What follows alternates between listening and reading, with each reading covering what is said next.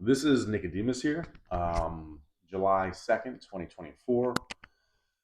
And I was watching this video the other day, and it was about manifestation. And it was telling me that when you're about to go to sleep and you feel that, like, that in between, like you could close your eyes and just let go, you start counting by the hundreds: 100, 200, 300, 400.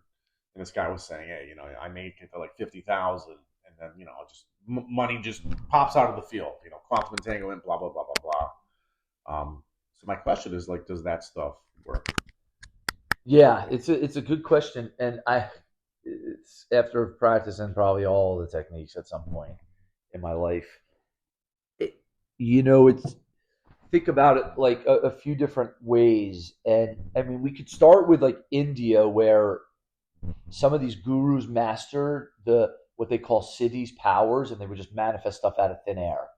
That's like a lot of legend, a lot of stories. Ram Dass's gurus, like Zuckerberg, they went to Neem Karoli Baba's ashram. Interesting, right before Facebook came out. Other like a lot of famous people went and visited because they all believed like, wow, like these gurus, or specifically like maybe a Maharaji or someone else, like had mastered this manifestation that they could create things out of thin air. It's really interesting when you look at it like a Neem Karoli Baba or someone, these gurus, the great ones would be like, I don't do anything, God does everything. And they're like, all these miracles happen around. He's like, I don't do anything, God does everything. So it brings you to this point, and I think one of the key teachings was Busting Loose from the Money Game by Robert Scheinfeld, and he had this Ultimate Freedom course we did years ago. He really put it into a language that I think is good for this, and then bringing the Course in Miracles is that if you look at the way anything pops into existence, and I'm giving a very basic, quantum physics, there's a field, there's this, whether you call it the 0 point field, in which everything is vibration waves that get, let's call it, collapsed into form. So for anything to come into form, let's call it consciousness, or the wave, the field has to bring it into form. And what his argument was that there is a true creative essence in all of creation that is beyond what the individual, right? That there's forces and things happening that's beyond what you and I and our conscious mind could even be any remotely even aware of. Okay. Scheinfeld's argument, which I love, you look at anyone who manifests anything. Let's take like J.K. Rowling, who did Harry Potter. Anybody who's really manifested anything, Einstein, they all will say like the idea came to me. Well, where did it come from? Were they like was J.K. Rowling, first off, J.K. Rowling went before she wrote Harry Potter, was like what, single mom, broke. It's not like she was like visualizing just out of nowhere. Like, so what did she do for that, right? If you look at all these techniques, and as of working with people, they always kind of like, I've been trying this. I remember I was getting up, I had read like a Wayne Dyer. I was getting up every morning to go to the beach. You're supposed to do it sunrise. So it'd be like sunrise. I would go for 15 minutes. And Wayne Dyer, in his book, Manifest Your Destiny, this go back a long, 15, 20 years ago. Manifest Your Destiny is like, if you do this in the morning and at night, you will manifest anything you want. You got to go out. So I would go up to the beach, close my eyes, and in the morning, 15 minutes, you would start silent, the ah sound. So ah is like the orgasm, the creation, and you'd visualize what you wanted. And then at night, you do this like om meditation, where you'd start internally, and then you would start chanting it, and then it would get louder, and you visual, and at night you'd give thanks for the manifestation.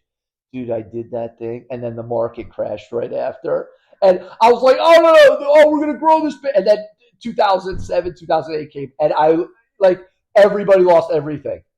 Like we had nothing. It was like just that manifestation technique didn't work. And if you ask anyone, they'll go and practice this technique 100 times. It finally worked. Well, what Scheinfeld or other people's argument is like, when it worked, it was only because, let's call it true creative essence, God's will for it to work.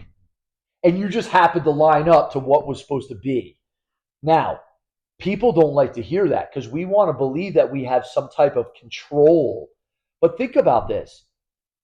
Nobody knows what the next moment's going to be. So even if you go like, I'm going to visualize. Now, it doesn't mean, though, that I started to come up with this idea. If I visualize it, what if it already, like, what? This is a difficult conversation now. So let me just preface this, because this is an age-old question in India. Do we have free will, or is our life determined? Now, determined is a really tricky concept, because it means like who you're going to marry. Like, is there a contract when you come in? Like, my wife, like, I feel like we're soulmates. Like, we knew each other before. Like, a lot of people report that. So does that mean your life is already set up? Is your life like a movie that's just unraveling right now? Like, how is it that I can have a dream and then the dream happens the next day?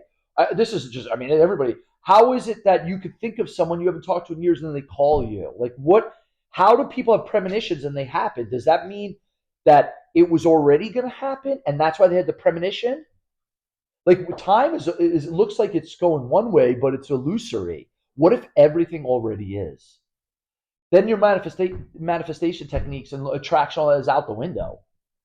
So in India, for thousands of years, they've been asked this question: do I have free will, or is it determined? And I want to say this, not to be like sound paradoxical or fortune cookie. It's almost like it's both. So we act like we have free will. Everything that comes, God's will. Nothing that happens outside. So actually then, what you start to realize, I'm driving in the passenger seat. See, when people are doing the manifestation thing, all this stuff, they think they're in the driver's seat, but you're not in the driver's seat. And that pisses people off. Because think of it like this. Everybody, and this is in the Eastern mysticism and all this, and non-duality, Advaita Vedanta, all this, like, your biggest obstacle is you believe you're the doer of your life. But what they would say is, like, you're being done. Like, so people don't like that because it doesn't sell. Like, I came here financed by God. Like, I don't really like that. But this is where everybody's suffering comes from, because they think they're running the show. And we all know, like, you're pretty shitty at running the show, aren't you? Like, I mean, I don't know about you. Like, I tell people all the time, like, you left it up to me, I just would screw it up.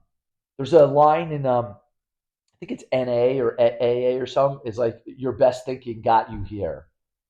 Your best thinking got you here. Like, you're on rock bottom. That's your best thinking. And then what do? Like, higher power. Okay. Now, if God's a weird word, in India, my teachers were like, it's consciousness, everything. Nothing can show up in consciousness unless consciousness wills it.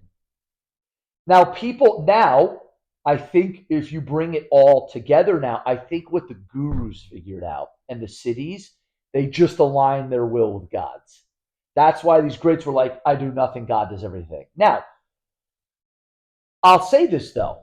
I've found myself somewhere in the middle. It's great to think positive. Like, absolutely, we should think abundantly. Keep a picture of not the specifics. Like the Course says, idols are specific, but your will is universal. So rather than you go, I want X amount of money because it's going to give me peace. How about I want peace? I want to manifest peace, the experience of peace, the experience of freedom. You have every right to chase after that. But the thing about it is, what you start to realize is nobody wants money for money. They want it for what they think it's going to give them. So, like, they equate money with security. They equate money with maybe, like, look, money became our God, right? Well, the thing about it, or manifestation, like, but anyone, like, obviously, I like work with billionaires, nobody is going, I made a 500 million and now I finally feel I've got all the power in the game. There's nobody that thinks that, because it's already baked in. If you don't realize you're dreaming the dream, you're a slave to the dream, and the dream's happening to you and you're at the mercy of it. And there's no other way out of the nightmare except that. You can't manifest your way out of the nightmare. Like, if I could just get more love, okay, from others, or maybe I could just get more sex, if I could just get more money, and maybe I'll get more drugs, or if I could just get higher, if I could just get the sex and the high with the money, maybe that'll work. Like, dude, it's like a never ending, right? And now the techniques, and all these things. What you start to realize, like the Course says, the world I see holds nothing that I want. So when I'm practicing my techniques, I remember in the beginning, I was like, but I do want this. I do. I've had people like, Chris, you got me reading the world I see holds nothing I want. And then I go on my Instagram and it's like Ferraris and like women and watches and whatever, all this stuff. And you're like, and they're like, damn, which is it? So the Course is like the world I see holds nothing I want. You can't stop there because it'll be depressing for most people, for the ego, right? The world I see holds nothing I want. What's the point? That's where people go to nihilism. There's no point in it then. The next lesson after is like, beyond this world, there is a world that I want. And that's a world that you have every right to manifest and chase after. And that's a world in your thoughts of peace, of joy, of freedom, of abundance, of your inheritance, which the Course calls the real world. So now you leave the nightmare into the real world. You still see the world, but it's different now. Were you going to say something? Yeah, no. So no, that was, it kind of had a aha moment. Like, so the world that we see before belief and faith is the world that holds nothing that we want. But if we are able to choose and live in the kingdom of God, Jesus' word, his path, you are going to be accessing that world or be able to experience something heavenly. Right? Because that's what Jesus is like. I'm bringing a world beyond this world. So like, just take Jesus for an example, right? So now he's 40 days, 40 nights in the desert. At least that story in the Bible, right? What happens? Satan is the opponent, right? We talked about that, I think, the last two podcasts or whatever. Satan is the opponent. So what does Lucifer, Satan, the ego, comes to him and says, you must be hungry. Why don't you turn these stones into bread? And what is Jesus like? But man does not live on bread alone, but of the Father. And then what is Satan, the ego, the opponent's like, look at all this world. I'll give you this whole kingdom. All you got to do is sacrifice your connection to the Father. And Jesus is like, I don't want any of that. I want the Father. Now, I like in India, Adi Shankaracharya. Shankaracharya is like the godfather of non-duality, even before Jesus' time, like thousands of years ago. And he had this saying that I think also from another perspective illustrates it. He said, the world is an illusion. God alone is real. The world is God. The Course would say it a little bit differently and wouldn't use God, but the world is an illusion. It says actually Brahman alone is real. The world is Brahman. When seen through the eyes of the ego, the world is an illusion. God, eternity, the all is the only thing that's real. Once we understand that, the world reflects God. It's not God, because everything here everything here says hello, says goodbye, disappears. Time itself disappears, but eternity never disappears. That is God. Our minds really have a hard time grasping that. So let's take it back to here. This game, we're dreaming. The goal is to turn it from the nightmare into the happy dream. Still dreaming. The only way to do that is by recognizing that you're dreaming the dream, not by trying to manifest what you want in the dream so you stop feeling afraid. You can't manifest your way out of the nightmare. You can only recognize you're dreaming.